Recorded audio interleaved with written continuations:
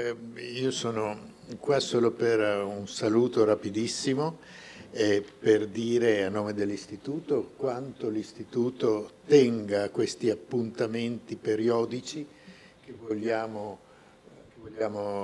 continuare anche nei prossimi anni con l'École Normale Supérieure.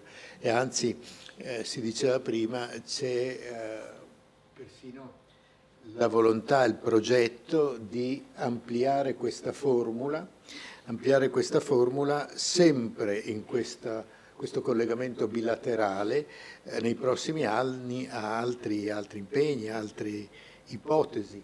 Per esempio si è parlato di qualcosa sul tema del plagio e dell'autoplagio, sulle affiliazioni scientifiche, sugli italiani a Parigi durante la Rivoluzione francese, cioè dalla storia alla scienza a tutto quanto. Ma questo soltanto per dire quanto l'Istituto sia affezionato a questi appuntamenti, ci tenga che questi appuntamenti continuino, sappia che quello che esce da questi appuntamenti è sempre di livello molto alto, tant'è vero che in più di un caso è stata data alle stampe quello che era il prodotto di questi incontri, e anche per quest'anno forse conteremmo di farlo, se saremo d'accordo, come penso che saremo d'accordo, perché un elemento caratteristico è sempre stato l'accordo più assoluto, la soddisfazione maggiore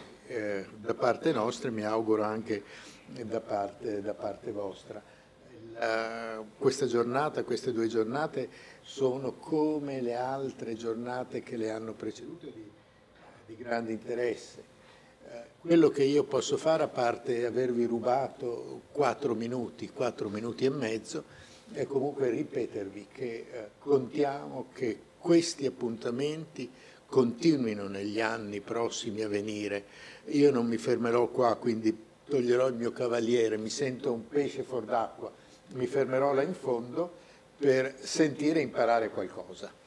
Va bene, intanto molte grazie e buon lavoro, e poi intanto ci siamo visti oggi, domani ci rivedremo, magari ci daremo a rivederci e poi l'anno prossimo saremo di nuovo qua e avremo un altro splendido argomento come quest'anno.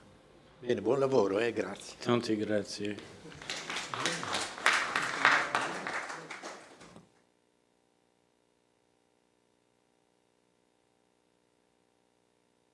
Bene, allora apriamo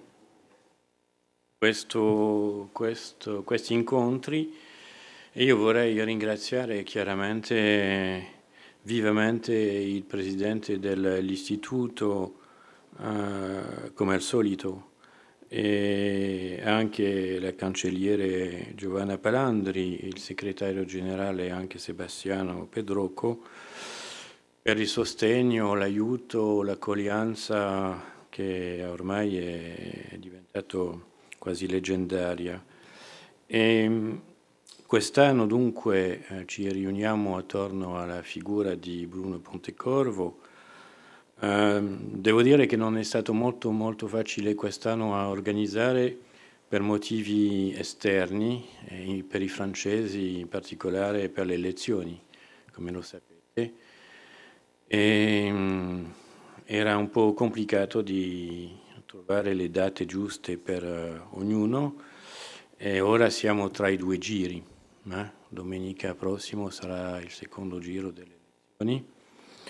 D'altra parte c'è stato anche, e questo ci torneremo, la figura di Pontecorvo.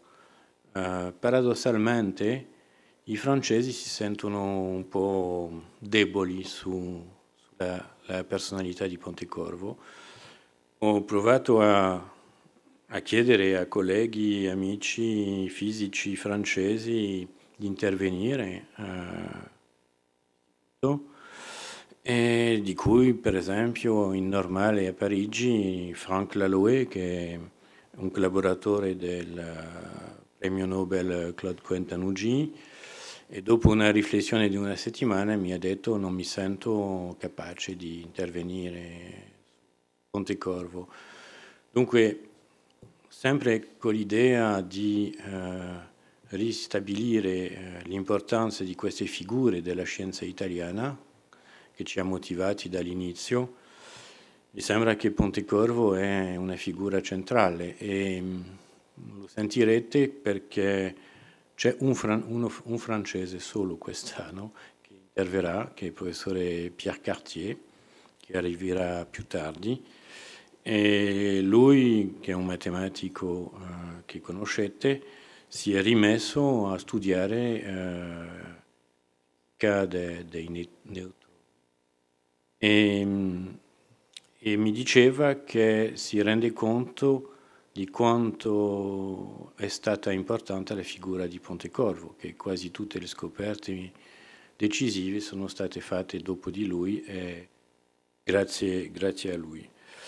Un'altra piccola cosa che volevo aggiungere è a proposito delle pubblicazioni dei nostri incontri qui all'Istituto Veneto, e sono abbastanza contento di notare che abbiamo fatto un convegno attorno alla figura di Majorana e c'è stato un primo volume della Revue de Synthèse che è stato dedicato agli interventi del convegno. C'è stata la parte francese che è stata pubblicata, è progettato un volume sugli interventi italiani perché la posta in gioco in Francia e in Italia attorno a Majorana è diversa. Dopo c'è stato l'incontro attorno a Enriquez e abbiamo pubblicato presso l'edizione della Scuola Normale Superiore di Pisa il volume che riprende il convegno attorno a Enriquez. E c'è anche Giancarlo Rotta e c'è un volume della Revue de Synthèse che è prevista, che dovrebbe uscire a giugno, che sarà dedicata alla figura di Rotta e al convegno tenuto presso l'Istituto. Per gli anni futuri siamo veramente della possibilità di continuare questa collaborazione tra la Normale e l'Istituto. Sono previsti due figure importanti, da una parte Bianchi e dall'altro Betti. E per Bianchi, per esempio, sarà evidentemente questa figura importantissima pisana, della scuola italiana pisana di matematica, di geometria differenziale, ma anche l'interesse, il fatto che Bianchi nel 1899 ha fatto lezioni presso la Scuola Normale Superiore di Pisa su Évariste Galois e la teoria delle equazioni. E c'è un filo conduttore tra queste tematiche, nel senso che si sa che per Majorana la teoria dei gruppi era molto importante e si sa anche che attraverso Giovannino Gentile, che era normalista, che aveva seguito le conseguenze delle lezioni di Bianchi su Galois, Bianchi essendo uno dei primi italiani a parlare di Évariste Galois, e attraverso Giovannino Gentile che Majorana è stato iniziato alla teoria dei gruppi. Dunque, ecco, per i 2 anni 2018 e 2019 sui programmi previsti. Dunque, ecco, fermo qua, ma per dire che c'è un proseguimento, ci sono risultati che riusciamo a concretizzare su convegni organizzati grazie all'Istituto attorno a queste figure italiane. Ora apriamo questi incontri con Walter Tega, che deve intervenire proprio su Pontecorvo e il viaggio verso il silenzio. C'è una modifica in confronto al programma previsto, nel senso che Pierre Cartier ha avuto dei problemi con il suo aereo e dunque arriverà abbastanza tardi nella serata, e il professore Robotti e Francesco Guerra ci hanno fatto la gentilezza di intervertire il loro intervento con Pierre Cartier, che interverrà domani mattina. Dopo ci sarà anche alle 4, ci sarà un caffè qui. Dunque grazie ancora all'Istituto, grazie al suo Presidente per l'accoglienza e lavori.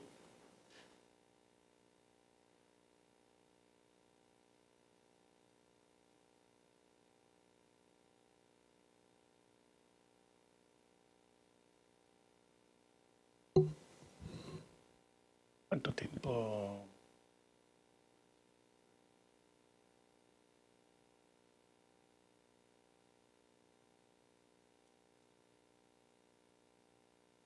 Molte grazie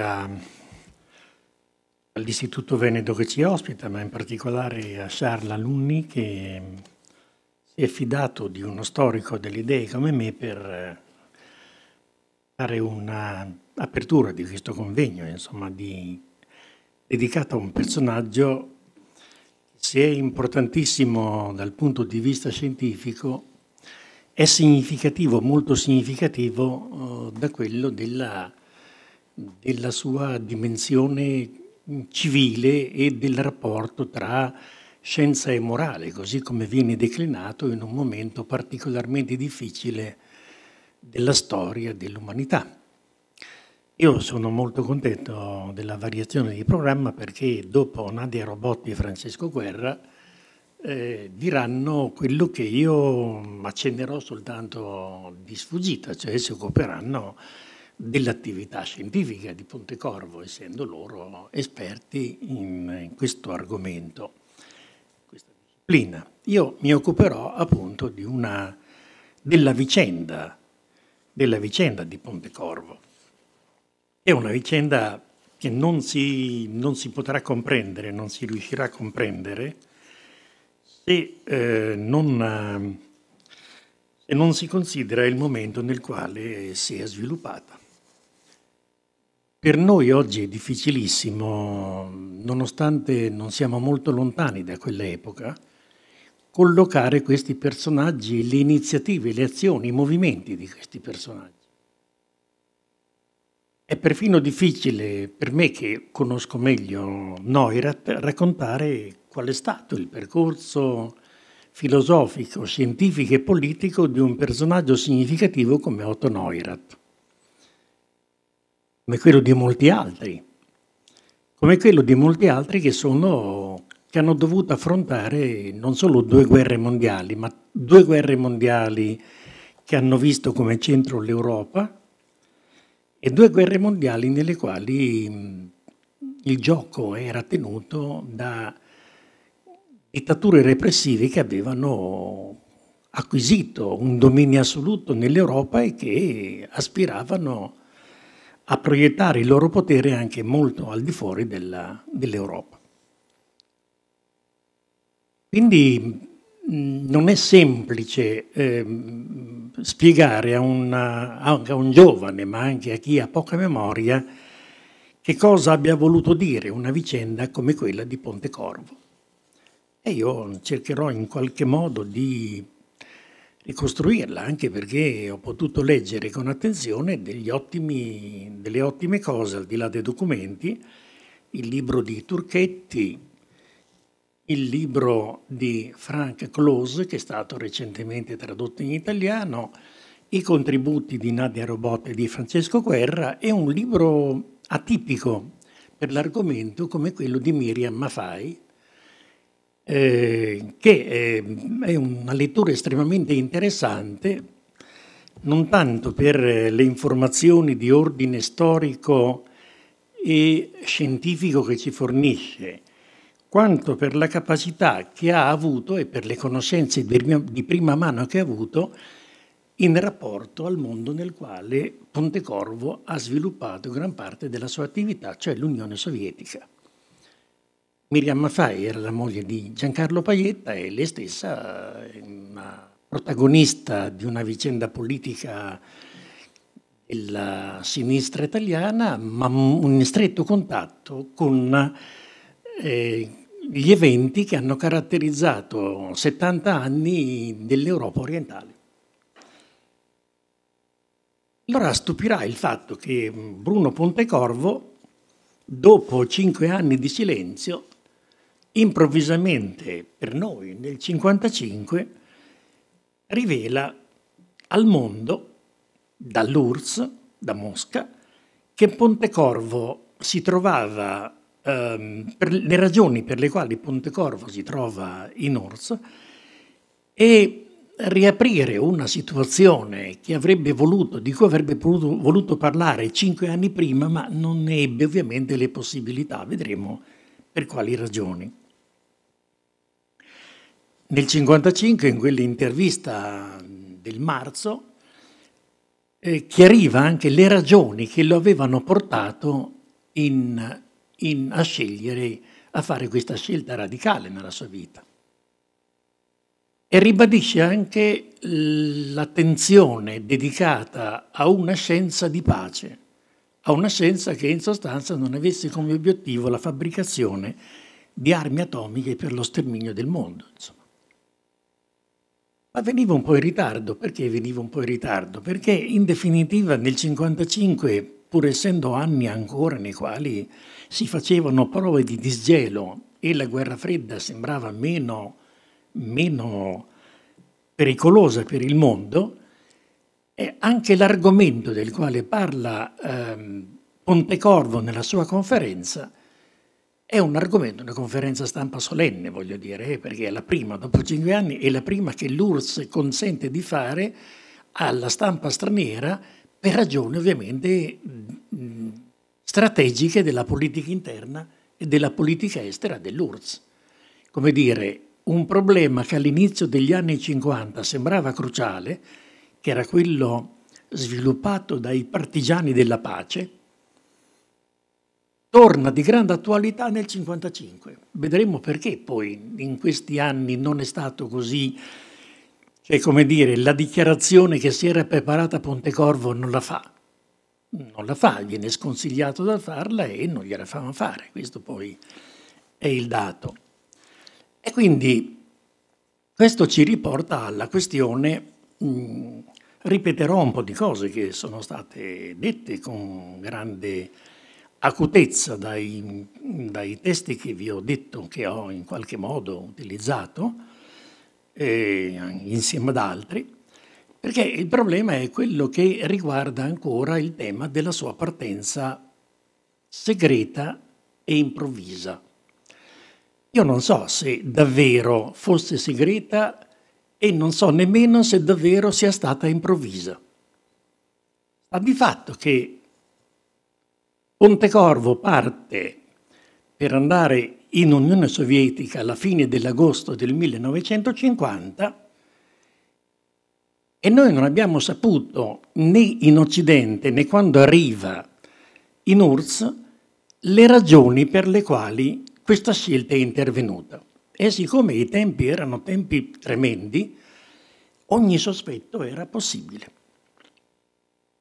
Ecco il punto. Mi sembra che chi ha letto Pontecorvo e chi ha voluto sviluppare questo argomento si è dovuto misurare con una situazione molto difficile, cioè con la ricostruzione di un percorso internazionale che non è soltanto quello consegnato ai rapporti dei servizi segreti inglesi o a quelli dell'FBI o a quelli del KGB, che peraltro non abbiamo. Il problema mi sembra che fosse quello del contesto nel quale questa guerra di spie e questa circolazione di argomenti scientifici che venivano utilizzati a fini bellici si colloca. Se non ci fosse stato nessuno che avesse utilizzato la bomba atomica e che avesse fatto appello alle armi atomiche per mantenere un equilibrio del terrore nel mondo, saremmo andati probabilmente nella direzione che Pontecorvo auspicava, cioè quella dell'uso pacifico della scienza atomica. Quindi l'episodio è noto, io non voglio soffermarmi molto su questo. Pontecorvo parte dall'Italia,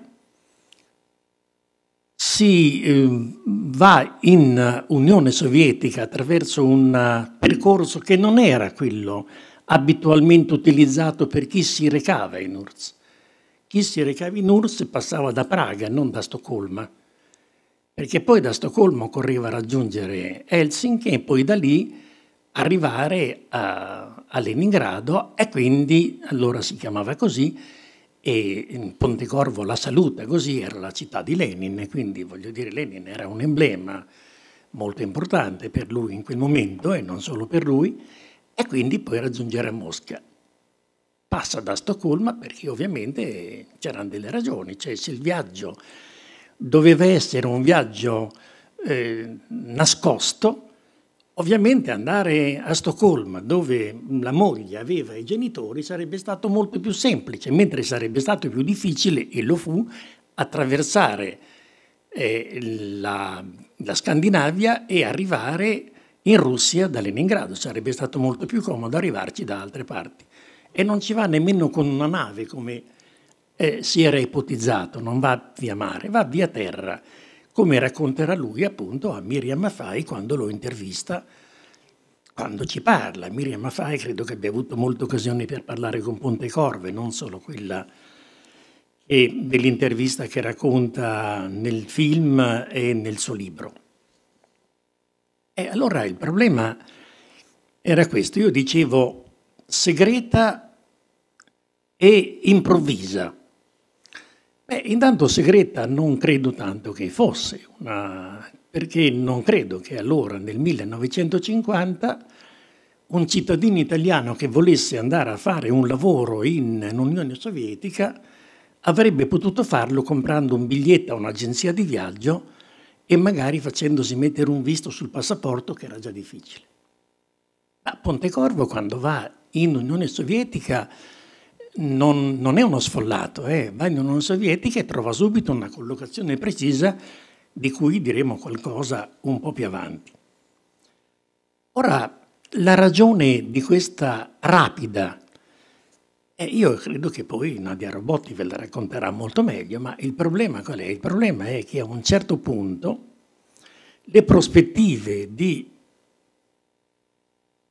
Pontecorvo nell'Occidente erano diventate molto poche, cioè per uno scienziato come Pontecorvo, per un uomo straordinario come Pontecorvo, sotto il profilo scientifico e sotto quello etico e politico, l'Occidente era diventato un luogo difficilmente praticabile. Insomma, io per sommi capi è il comunista del paese straniero che sta in guerra per quanto riguarda l'Inghilterra.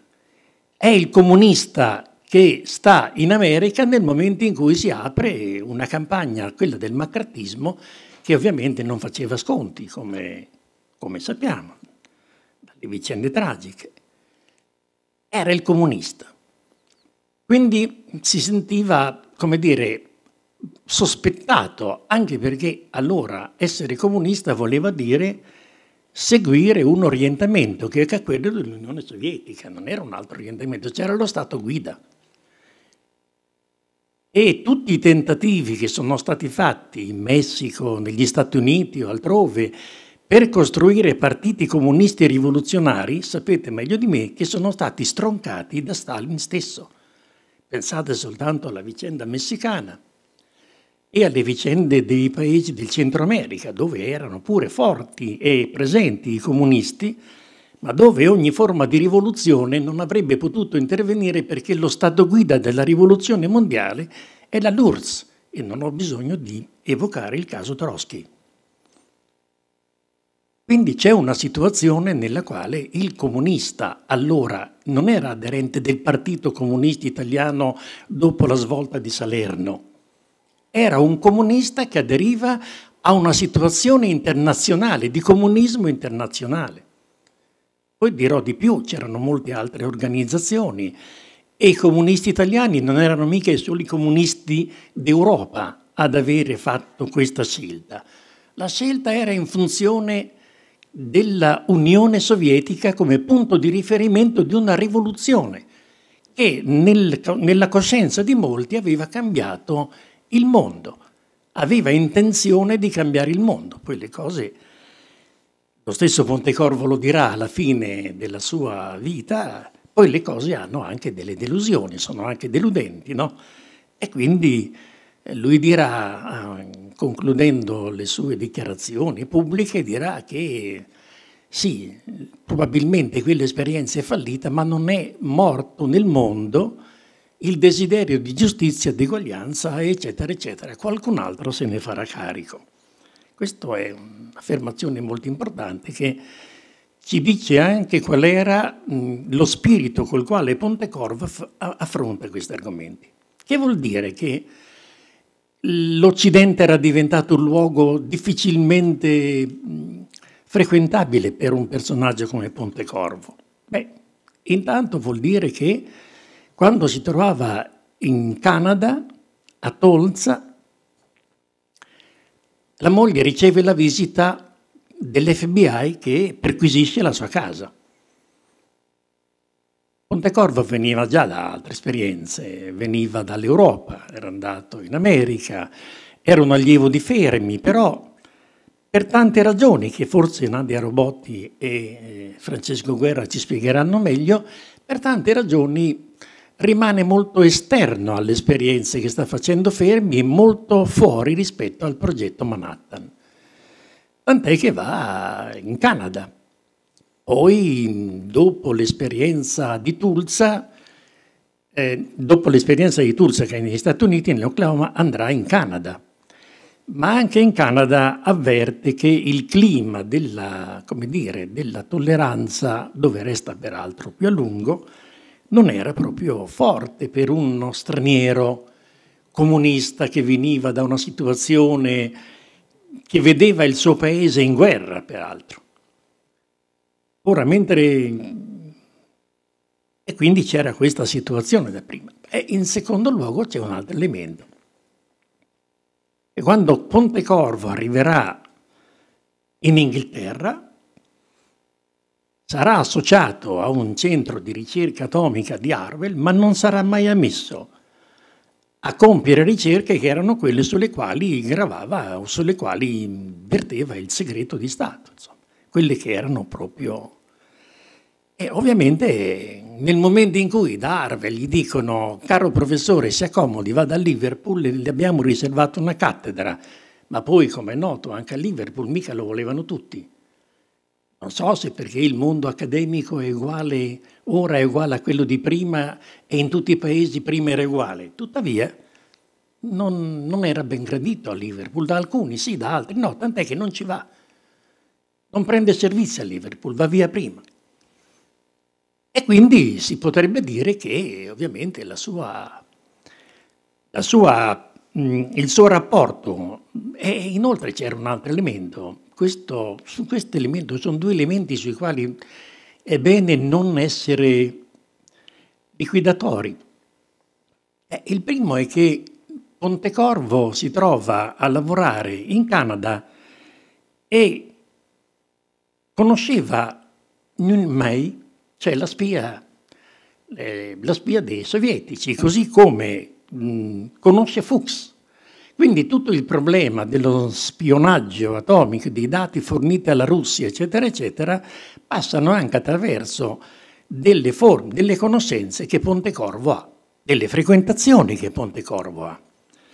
Questo ovviamente è comunista, frequenta scienziati che poi si rivelano essere spie, e crea ovviamente una situazione di difficoltà di collocarsi. D'altra parte in Italia c'era ancora il fascismo, non era il caso di tornarsene nella sua università di provenienza.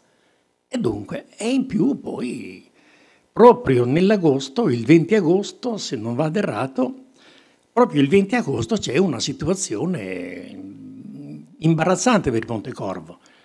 Cioè l'impresa che aveva comprato il brevetto su neutroni lenti fa causa allo Stato americano, che non aveva pagato i diritti a quelli che avevano in qualche modo utilizzato, è vero, la scoperta del gruppo di Via Panisperna, dove Pontecorvo forse era stato uno di quelli insieme ad Amaldi che ci aveva lavorato di più, e quindi sui giornali mondiali sarebbe uscita questa notizia, no? La notizia che il comunista italiano faceva guerra, faceva causa agli Stati Uniti. Tutti questi elementi hanno determinato una fuga per giunta anche rapida perché non trovava un posto adeguato o perché poteva essere sospettato di essere una spia o amico di spie? Molti su questo argomento hanno scritto anche parecchio e probabilmente le soluzioni sono difficili. Io ho visto anche il filmato che domani vedremo, insomma. L'idea che si abbia a che fare con uno che potenzialmente potrebbe passare i dati ai sovietici, anche se il problema è questo qui. Quando Pontecorvo apprende la notizia dell'arresto di Fuchs e di May, non ha nessuna parola di censura per questi scienziati. Probabilmente Pontecorvo riteneva che le notizie della scienza dovessero circolare liberamente. Non vede in questo. E inoltre c'è anche da dire un altro fatto. Pontecorvo, gli scienziati e i fisici sovietici li aveva già conosciuti. E li aveva conosciuti a Parigi nel laboratorio di Joliot Curie. Li aveva frequentati e conosciuti, quindi sapeva benissimo della qualità, tant'è che quando va in Unione Sovietica e quando dopo verrà interrogato dicendo ma che situazione hai trovato? Sei andato lì a insegnare a quei selvaggi la fisica? Dirà ma no, la ricerca fisica là era di altissimo livello. Quindi, come dire, l'investimento dello Stato sovietico sulle ricerche di fisica nucleare destinate anche agli armamenti erano molto forti. Ecco, il problema che io invece vorrei qui affrontare è un po' questo. Pontecorvo sta a Parigi. Questo mi sembra, Charles, mi sembra un argomento poco studiato. Pontecorvo sta a Parigi mica poco, ci sta 4 anni, dal 36 al 40. Vorrei ricordare che il 36 è l'anno della guerra di Spagna e che il 1940 è l'anno dell'occupazione nazista francese. Per uno scienziato che si occupi solo di scienza, probabilmente i due eventi erano traumatici, ma non come per uno scienziato che invece combinava l'interesse per la scienza con quello per la politica, con quello della morale, o addirittura con uno scienziato che lavorava con un gruppo di comunisti molto attivi, attivissimi. La signora Curie diventa ministro e Joliot diventa presidente delle ricerche, del centro delle ricerche atomiche francesi, diventa un leader assoluto, di fatto lo era scientificamente, erano 2 premi Nobel, voglio dire, non era che avesse a che fare con ricercatori di secondo ordine. Ma il problema degli anni parigini è un problema particolare. Non solo perché la frequentazione di questo laboratorio fa crescere la qualità della ricerca di Pontecorvo, ma che qua sperimenta anche che vuol dire un lavoro diverso rispetto a quello che veniva fatto a Roma. Cioè, Joliot non era come Fermi.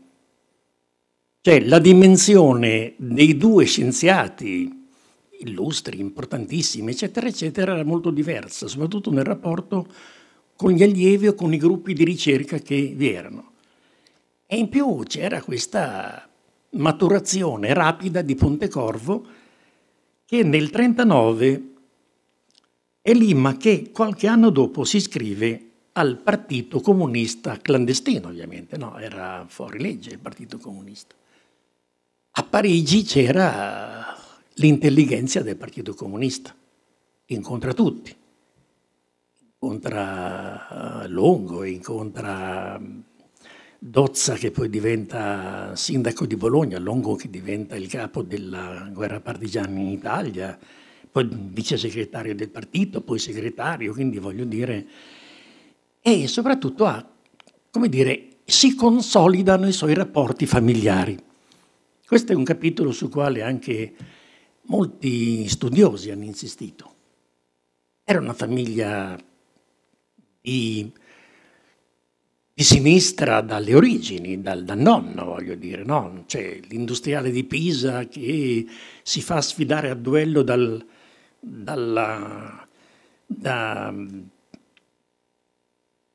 federale fascista di Pisa per non rivelare il nome di un operaio della sua fabbrica che aveva organizzato uno sciopero.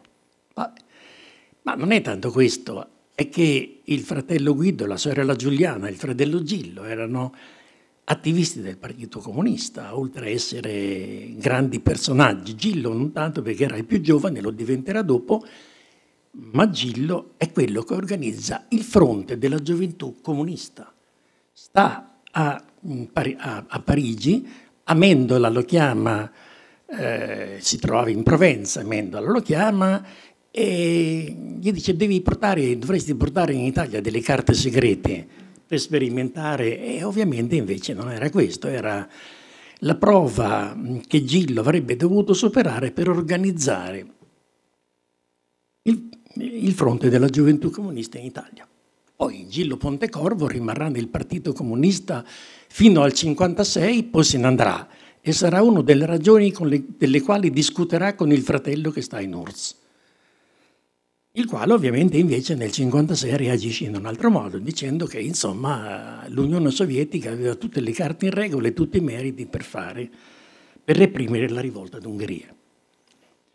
Ora, che cosa succede? Succede che nel gruppo parigino c'era anche un altro personaggio e questo personaggio si chiamava Emilio Sereni. Emilio Sereni era il cugino di Bruno Pontecorvo. E Bruno Pontecorvo era anche il cugino di Eugenio Colorni. Eugenio Colorni, nell'Italia che si dimentica che questo era un filosofo di prima grandezza. Poi ovviamente la brevità della sua vita ovviamente non ha consentito uno sviluppo di un pensiero così importante. Quindi Parigi è un luogo nel quale si forma e le storie poi si sviluppano. E mentre Pontecorvo gira tra gli Stati Uniti, Canada e l'Inghilterra, Joliot-Curie non sta con le mani in mano. Joliot-Curie diventa il presidente dell'Associazione Internazionale dei Partigiani per la Pace. Allora, oggi a noi l'organizzazione I Partigiani della Pace non dice quasi niente. Quanti aderenti aveva in Italia il movimento dei Partigiani per la Pace? 16 milioni di aderenti, che vuol dire che tutti gli iscritti al PC erano automaticamente iscritti al gruppo dei Partigiani per la Pace, che non stava in Italia, era a Praga. Ed era l'organizzazione più forte, il punto di riferimento più forte del Cominform, cioè della confederazione dei partiti, dei partiti comunisti dell'Europa orientale, ma che aveva propagini forti anche nel mondo, in quello francese e italiano in particolare. E Joliot-Curie è il presidente. Ma secondo me c'è un altro episodio, in questo voglio dire, io sono andato a guardare tutte le carte usate, bisogna andare a cercare a Parigi. Perché? Perché nel 1949 Bruno Pontecorvo ripassa a Parigi. Prima di andarsene via, cioè era ancora a Harwell, va a fare delle conferenze.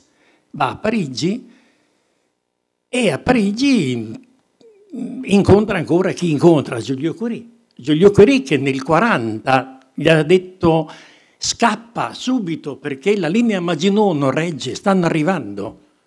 E tu sei un ebreo comunista, che ci fai qua? In più ti occupi ti occupi di fisica atomica, non sarà il caso. E infatti, in maniera avventurosa, raggiungerà Lisbona e di lì poi l'America.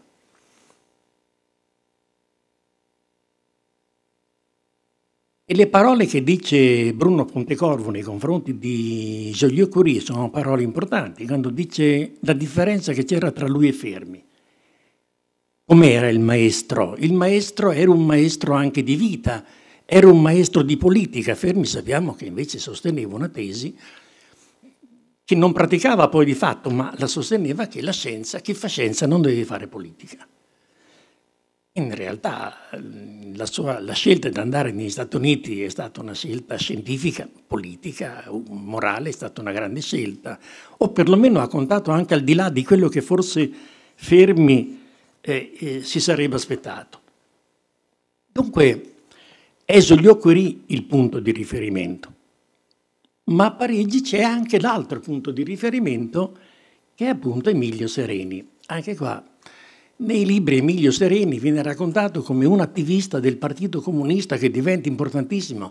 Emilio Sereni era il più grande professore di storia dell'agricoltura delle università italiane, basta leggere il suo libro Il paesaggio agrario in Italia. Emilio Sereni era un intellettuale di primo piano, poi dopo si è dedicato a questa attività e in particolare era un frequentatore di Praga e del Cominform, perché poi c'è una roba, io credo che sia il Partito Comunista francese che il Partito Comunista italiano, dove li mandavano i partigiani che erano ricercati dalla polizia dopo per reati che non erano reati comuni, ma comunque in una fase di restaurazione tutte le cose contano, li mandavano a Praga. E Radio Praga era l'emittente più importante dopo Radio Londra per trasmettere all'Europa, come dire, le linee di una politica estera che era una politica estera contro anti-americana, antibellicista ma anti-americana. Quindi io da qua deduco alcune cose. Sì, è vero. Quando lo dice Miriam Maffei, dice Pontecorvo non mi ha mai voluto dire chi è stato che l'ho aiutato ad andare in URSS, ma io lo so e non ve lo dico neanch'io, dice ed era Emilio Sereni, non occorre che ce lo dica. D'altra parte la Maffei gioca sul velluto perché dice andate a guardare gli archivi del Partito Comunista, non troverete mai queste carte, anche perché sembra che in una riunione alla quale avrebbe dovuto partecipare Togliatti e nella quale si sarebbe dovuto parlare anche di questo caso, Togliatti ebbe un incidente automobilistico, non arrivò mai alla riunione. L'incidente era vero, la riunione non so se fosse vera. Sai, queste sono le testimonianze di Seniga, sono le testimonianze del segretario di Togliatti, eccetera, eccetera. Sono testimonianze, devo dire non solo, anche Ferrara, sono testimonianze che vengono ex post e che in qualche modo sono ricostruzioni a memoria di situazioni almeno, delle quali almeno non abbiamo notizia. Quei verbali delle direzioni o delle segreterie del Partito Comunista io non credo che siano stati mai scritti e se sono stati scritti non ci sono più. Sapete che venivano distrutti i documenti, no? C'era un momento in cui le perquisizioni non era, quindi era un momento in cui chi aveva i documenti se ne disfaceva subito, a meno che non avesse qualche luogo in cui nasconderli in maniera, ma neanche Praga era sicura. Ecco, allora da questo punto di vista Emilio Sereni gioca un ruolo fondamentale. E infatti tutte le storie raccontate allora, chi è stato che ha dato le carte da $100 perché poi non esistevano, le avevano solo le ambasciate, la storia che ci raccontano, di come ha fatto i biglietti, no? Di come ha fatto i biglietti per andare in Svezia. Le ha detto guardi che i biglietti si pagano in $. Tu torna il giorno dopo Pontecorvo con i $, in biglietti da 100. Ma sì, certo, venivano dai partigiani, dal movimento dei partigiani della pace, cioè dall'ambasciata sovietica a Roma. Ma perché il viaggio era stato meticolosamente preparato. Allora basta leggere attentamente il libro della Maffei, che da questo punto di vista è quello che dà più notizie, perché perché è quella che conosce meglio l'URSS, perché è quella che c'è stata, che ha visto la casa in cui era Pontecorvo. Dopo gli altri sono andati a Dubna, ma lei è andata a vedere esattamente. E allora, come possiamo pensare che sia stata una cosa improvvisata se viene preso in consegna dagli agenti del KGB all'aeroporto di Stoccolma e viene portato fino a Leningrado? Non gli fanno vedere la città perché devono andare subito a Mosca, come avrebbe desiderato, vanno a Mosca. A Mosca trovano l'appartamento in via Gorky, un appartamento che rimarrà a Pontecorvo per tutta la vita, arredato in maniera straordinaria, aveva le posate d'argento massiccio, eccetera, eccetera, e che vuol dire che incomincia subito a essere inserito in una nomenclatura che all'interno dell'URSS viveva una vita di privilegio. Poco da fare, era una vita di privilegio anche nei primi anni, non soltanto dopo. Dunque questo viaggio non si prepara all'improvviso. Non solo, ma questo viaggio ha anche qualche rilievo diplomatico che secondo me non va trascurato. Quando Pontecorvo arriva in Unione Sovietica, Pontecorvo durante il viaggio ha scritto una dichiarazione e avrebbe voluto dare alla stampa, nella quale voleva spiegare all'Occidente dove andava, perché poi in fondo nel frattempo le campagne giornalistiche e tutti quanti si chiedevano dove è andato, dove è scomparso. Non è vero che la famiglia non fosse formata, Pontecorvo ci fa sapere che la famiglia, come dire, Pontecorvo fin dall'inizio avrebbe giurato che il fratello era andato in URSS organizzandosi, lo sapeva già.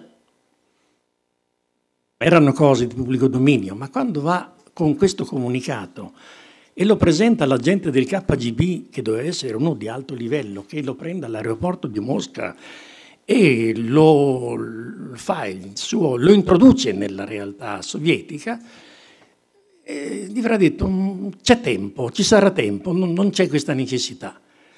Tant'è che anche quando Pontecorvo avrà occasione di parlare con altri, addirittura al Cremlino, ribadirà questa sua richiesta, gli diranno e io credo che ci sia stato un elemento, e anche questo andrebbe studiato, perché purtroppo la biografia di questi personaggi incontra grandi problemi. Allora, scienza per la pace? Ma l'Unione Sovietica non poteva più farla. Se era stata una parola d'ordine del 1949, cioè dopo Oppenheimer, dopo Hiroshima e Nagasaki, diventa un'operazione quella di dire no, ma vogliamo l'atomo per la pace, anche perché nel frattempo l'URSS aveva già la bomba atomica, quindi come dire aveva pareggiato un po' i conti sul piano della potenza degli armamenti.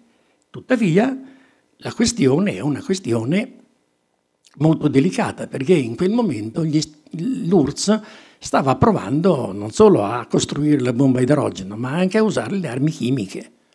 Quindi c'era un problema, c'era un rilancio all'interno della politica dell'Unione Sovietica che non prevedeva subito una campagna internazionale di scienza per la pace. Per questo Pontecorvo non viene accolto con ostilità, al contrario.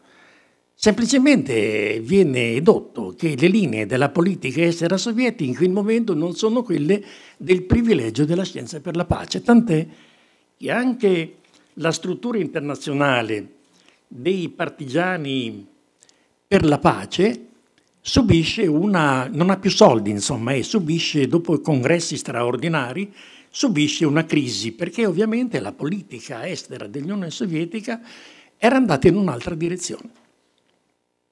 E quindi il dato importante in questo momento era quello di avere stabilito che Pontecorvo va in Unione Sovietica volontariamente, probabilmente, come dire, ci va in un momento in cui è saturo delle situazioni dell'Occidente, ci va preparando il viaggio, ma ci va perché è convinto, come dice Gillo Pontecorvo, secondo me in questo nella sua intervista ha ragione, forse lo vedrete domani nel filmato, perché Bruno Pontecorvo era convinto che in quella parte, e non era il solo ovviamente, no? Che in quella parte del mondo si stava sperimentando un modo nuovo di costruire una società giusta, una società equilibrata.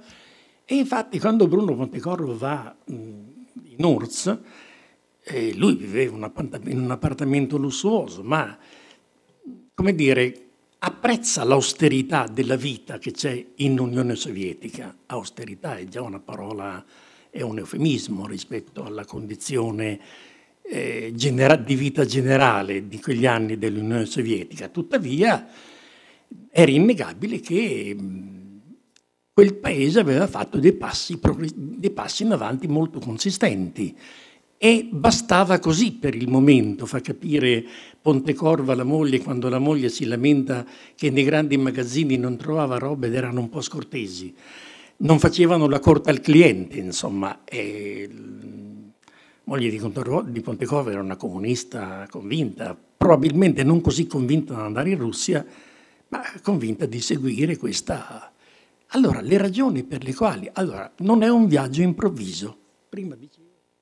Ma sì, può darsi che sia stato accelerato per qualche vicenda di ordine, di opinione pubblica, di campagna giornalistica, può darsi. Però non era improvvisata, non era una fuga, non era un rapimento. Alcuni hanno ipotizzato anche l'idea del rapimento. D'altra parte, anche il problema di uno che era in procinto di essere scoperto come spia. E io intanto ce l'aveva già la bomba atomica, quindi non gli serviva. E quando va là, i fisici sovietici con i quali è in rapporto gli fanno altre domande, non gli chiedono che cosa sta succedendo sul piano degli armamenti. Lo stesso Fermi, no, interrogato qualche anno dopo, dirà Bruno Pontecorvo non si è mai occupato di una ricerca scientifica che è volta alla costruzione degli armamenti. E inoltre la sua addirittura morale mi dicono che Bruno ha scelto volontariamente di andare in un'altra situazione. Quindi io su questi argomenti direi che ho due sollecitazioni da fare rispetto a che bisognerebbe guardare con maggiore attenzione il soggiorno parigino di Bruno Pontecorvo e i suoi rapporti con Joliot-Curie. Perché Joliot-Curie? Perché la scienza era importante, era più importante della politica per Bruno la scienza.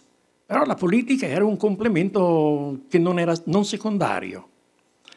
E Joliot-Curie rappresentava l'una e l'altra di queste polarità. L'altra questione è quella dei partigiani per la pace. È un'organizzazione che secondo me ha favorito il passaggio. Bruno Pontecorvo si è messo d'accordo con loro per andare in URSS. Il viaggio era stato organizzato in tutti i minimi particolari. Tant'è che nessuno si era accorto di niente, no? Salvo che della scomparsa, perché poi appena arriva a Mosca i sovietici dicono di mantenere nascosta, semmai qui c'è un elemento interessante. Non si doveva sapere. Il mondo non doveva sapere che Bruno Pontecorvo era in URSS. Questo pone in difficoltà anche Bruno Pontecorvo, che non riesce a farlo sapere a nessuno. Come dicevo, probabilmente la famiglia non era così preoccupata perché sapeva più o meno qual era stata la scelta e anche quali erano stati i motivi.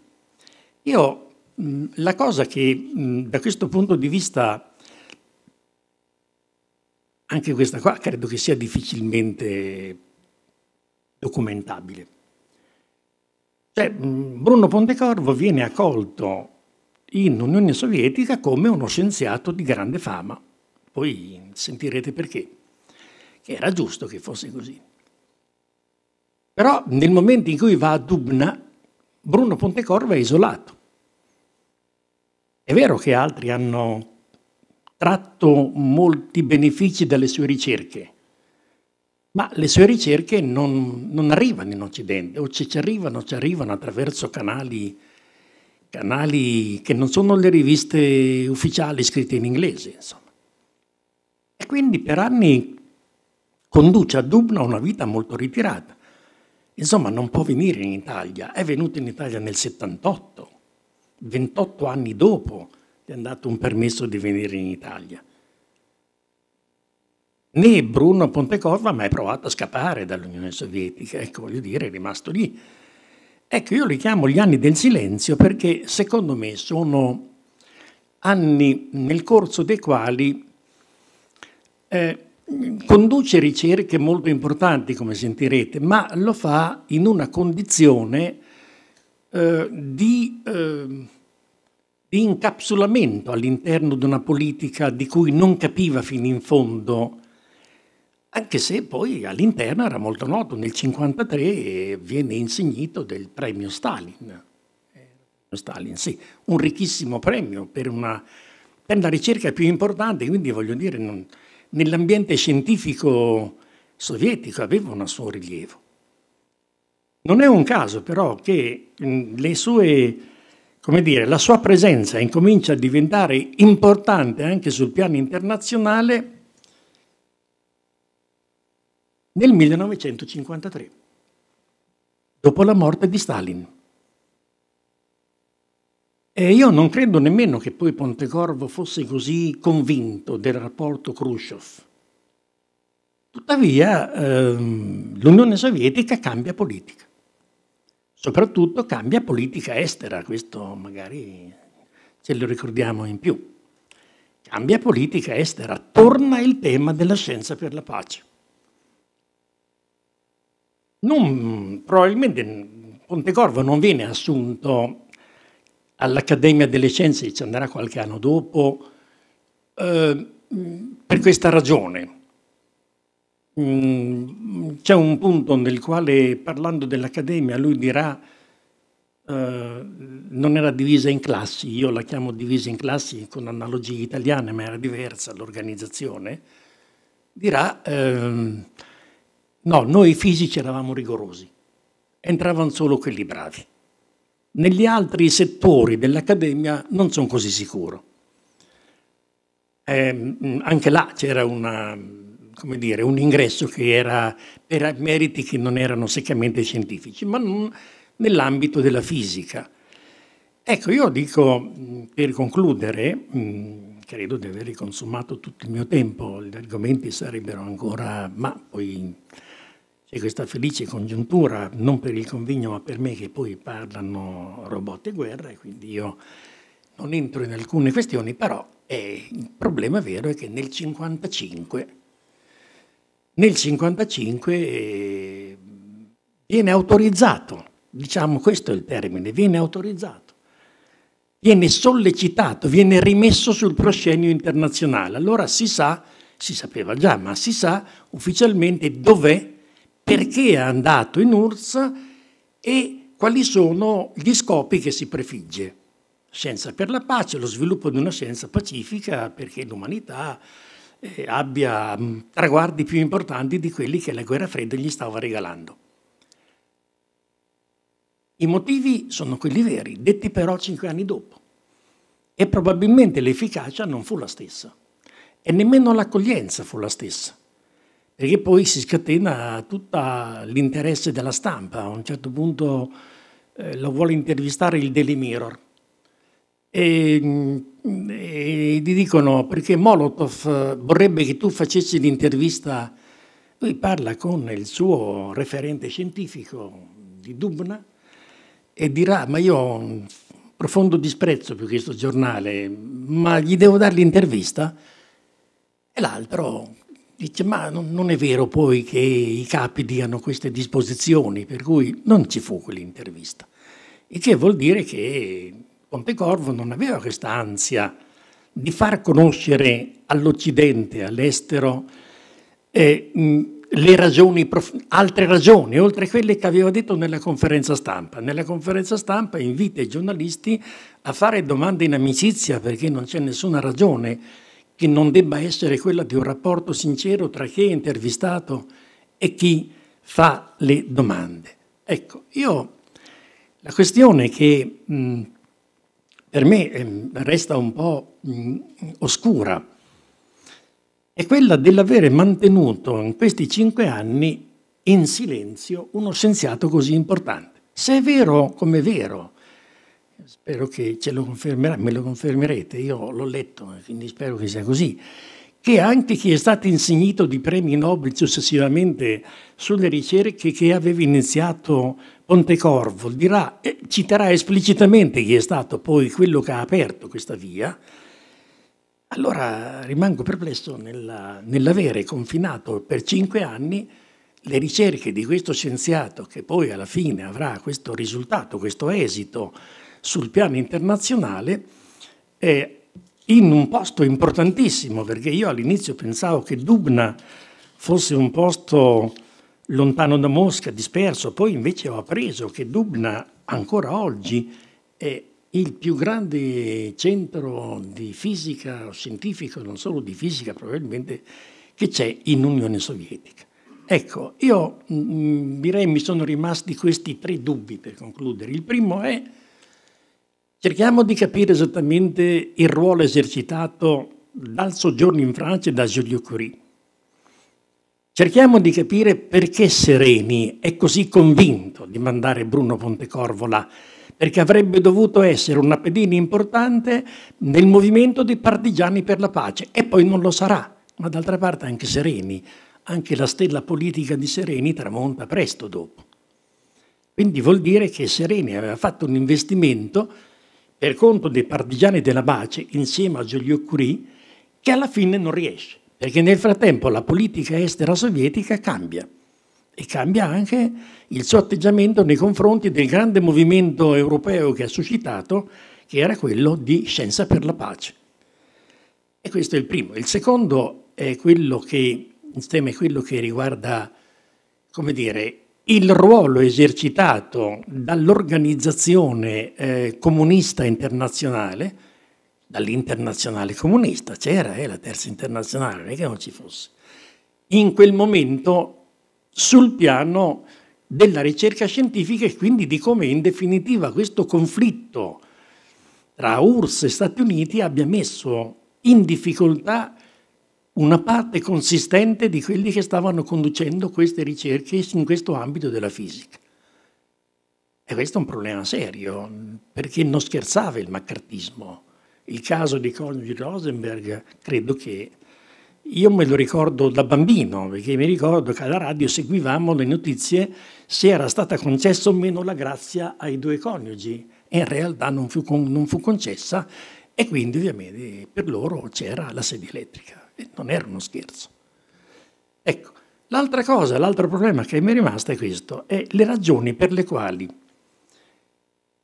l'Unione Sovietica, che aveva pure scommesso così tanto, se no non avrebbe preparato un arrivo per Pontecorvo così importante, e lo ha mantenuto a un livello d'eccellenza per sempre. Pontecorvo, se non è voluto tornare in Occidente, perché là aveva una condizione di ricerca e di esistenza e anche politica che era pienamente soddisfacente, altrimenti avrebbe trovato il modo per arrivare o per far sentire la sua voce. E questo argomento è un argomento che a mio avviso alcuni che si sono occupati della scienza in Unione Sovietica potrebbero anche guardare più attentamente. Vi ringrazio, questa è stata la mia riflessione. Troppo? No, perfetto. Grazie Walter, in particolare per questa messa in prospettiva storica e la tua insistenza sul Pontecorvo parigino, compagno dei Curie, e con quest'idea di proporre qualche sollecitazione a ricerche nuove. Ora era previsto di avere una pausa caffè, dunque penso che conserviamo le domande per dopo l'intervento di Francesco Guerra e Nadia Robotti. Poi possiamo andare a prendere caffè.